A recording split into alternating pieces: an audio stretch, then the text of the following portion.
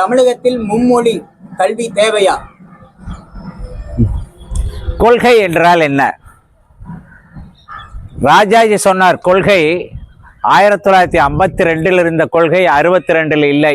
ஏனென்றால் நான் முன்னேறி என்னது சிந்தனை முன்னேற்றத்தினுடைய அடையாளம் தான் கொள்கை. ஒரு காலத்தில் சதி கொள்கையாக இருந்தது. ராஜாராம் மோகன் ராய் சதி கொள்கையை மாற்றினார். ஸோ கொள்கை என்பது நிரந்தரம் அல்ல. அதை மக்கள் முதல் புரிந்து கொள்ள வேண்டும்.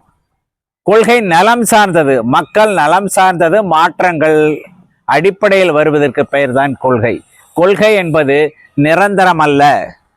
மக்கள் புரிந்து கொள்ள வேண்டியது, கொள்கை என்பது நிரந்தரமான ஒரு ஏற்பாடு அல்ல. ஒன்று. இரண்டாவது, மொழிக் கொள்கையை பொறுத்தவரையிலே நம்ம மணிமேகலையில் சாலமன் நாகர்கள் மொழியை கற்று தன் உயிரை காப்பாற்றினான். ஆதிரை வரலாறு நம்ம அறிவோம்.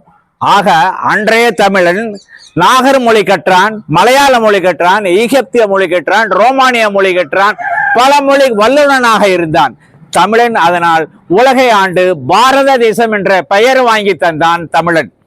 ஆனால் இன்று அவனை எல்லை சுருக்கி 2 மொழி பொடி 1 மொழி பொடி என சொல்லக்கூடிய தலைவர்களுடைய குழந்தைகளும் தொழில்களும் உத்தரப்பிரதேசத்திலும் வெளிநாடுகளிலும் பரவி கொண்டிருக்கிறது. பார்க்கும் பொழுது மக்கள் புரிந்து கொள்ள வேண்டியது, மொழி என்பது எனது உடைமை, எனது உரிமை, எனது வாழ்வின் ஆதாரம் என நினைக்கும் பொழுது மொழியை பற்றிய கொள்கை மாற்றங்கள் மக்களுடைய தேர்வாக இருக்க வேண்டுமே தவிர அரசனுடைய தேர்வு அல்ல.